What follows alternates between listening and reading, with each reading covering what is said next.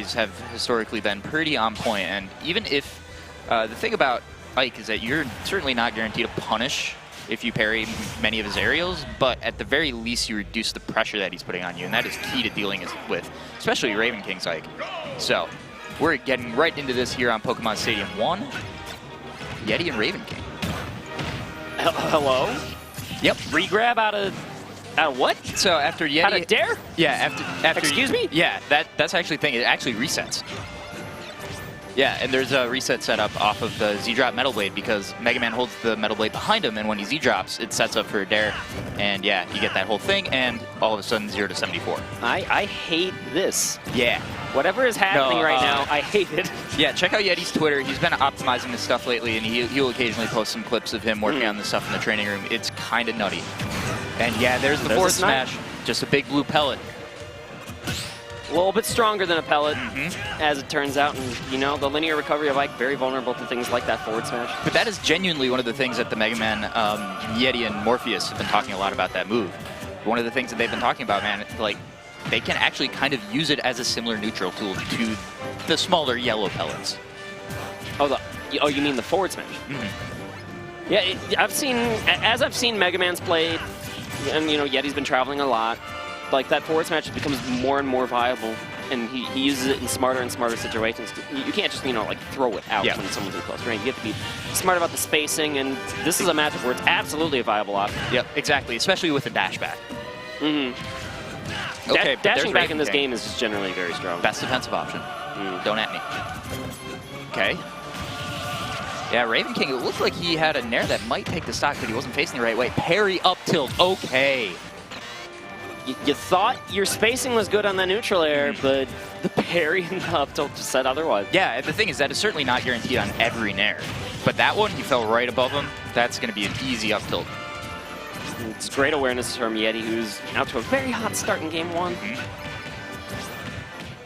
Not looking at all slowed down by this Ike at the moment. I feel like just there's been no offense generated by Ike at all. It hasn't really been strong strings. It hasn't really been, like, all of his damage. He's gotten 130% on this Yeti, but it's just been glancing blows. Like, not even getting the 2 pieces as necessary.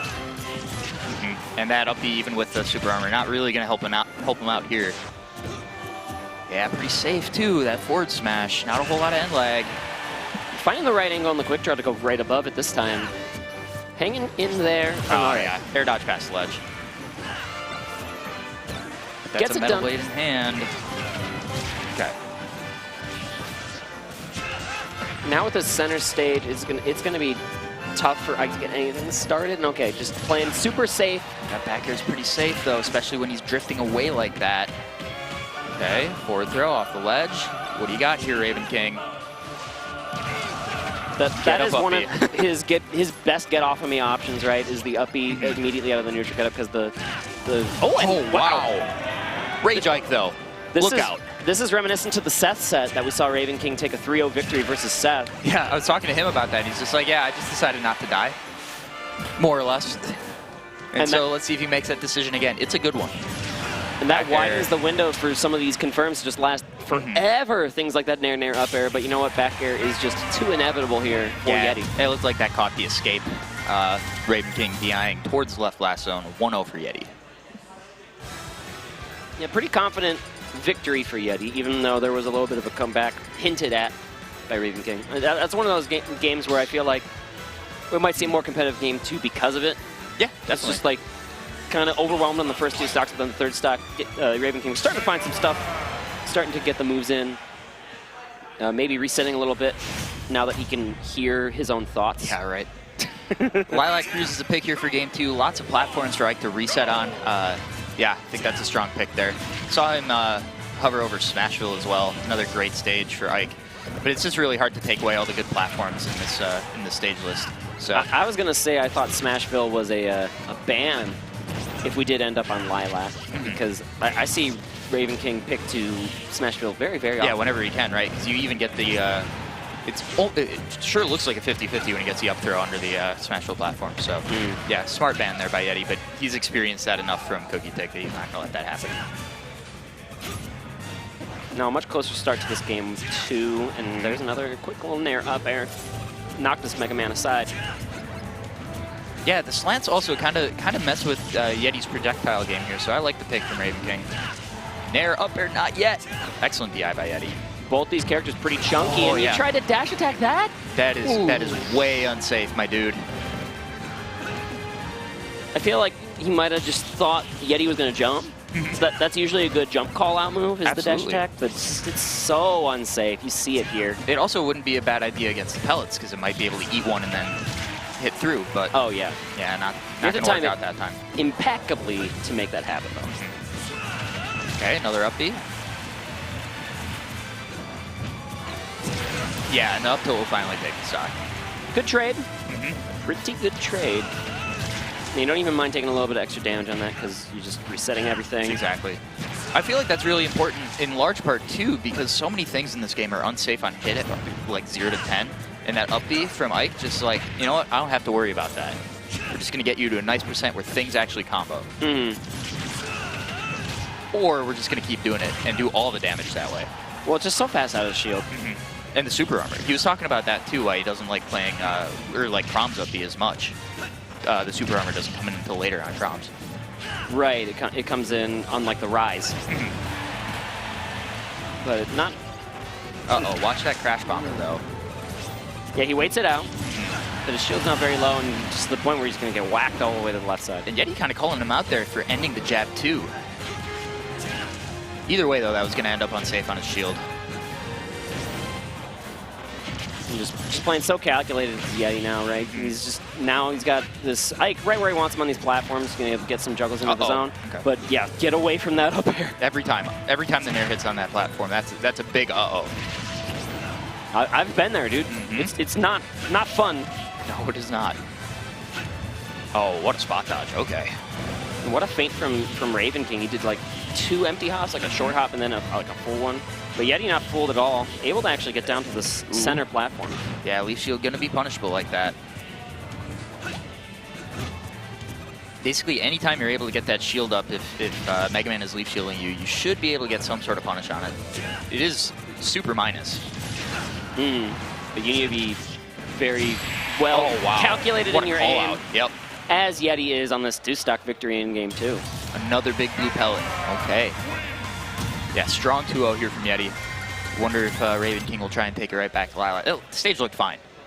I agree with you. Stage wasn't really the problem. Okay, but I like this too. I like this a lot. If you're going to give up Yoshi's, then yeah, Ike's going to go to Yoshi's. This is the stage where it's just like, I died at what? Yeah, and also, I wonder if Yeti was like, you know what, this time I banned Smashville and Lila. Leaving the stage open, which is going to allow us to venture over here to Yoshi's story. Again, game 3. Excellent platform height for Ike up throw stuff, so. And that. Excellent low ceiling and low sides. Ike loves to kill people. Absolutely, especially off the top. He's a vicious monster, especially on the stage. And Mega Man, unless he's getting one of those up tilts like we saw in game 1, probably going to be killing off the side, so. Yeah, not a bad call by Ravenking again. A lot of Mega Man's KO moves can just kind of, if you're wise about it, you can DI to the top corner. But you have to be on point for a lot of those things like back air to just try and survive as long as you can. And Yeti is probably one of the best at using Mega Man's up smash, but I think that's going to be pretty tough to land against the safe aerials from Ike. Also that down air, though. What the heck was that? There's that follow-up off of Nair. Okay. You have a Nair and a dream, man. You can make it happen. You can make it to winners finals. Okay, look at Yeti canceling the Leaf Shield to pick up the Metal Blade there. Pretty slick tech. It's going to allow him to chase this Ike over to the left side. And, okay, timing. Entirely safe forward smash when he's got the Crash Bomber on him like that. Timing the neutral get up, though, to kind of nullify Crash Bomber at the perfect time. Yeah, Yeti not too confident in the punish there. I wonder if he could have gotten up smash, though. Maybe. I'm just always scared of throwing that too much stuff. Got caught flush in the middle there. Even the air dodge probably wasn't going to get him out of there. So Yeti evens the stock count here, too. That up air remains so ambiguous.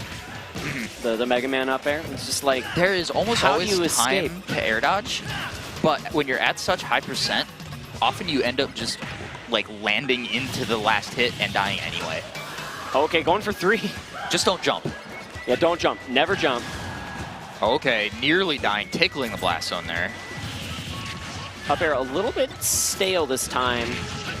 And okay, what are you looking for, Ike? Yeah, Ravenking with some interesting play with the Metal Blade here. I like it. Not enough to get these stocks, and now he's going to be trying to reset to an Eruption. He has to pull it a little early because of Crash Bomb's presence. That longer, though. I think he just got a little scared. Yeah, he's not aware of the timing. He's not as good at counting down on it as probably some other more experienced people in the Mega Man matchup.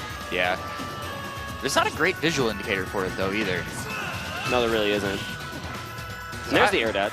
In Minnesota, where we have, like we said, like 8 of these at a pretty decent level, I still couldn't tell you when that thing's going to go off.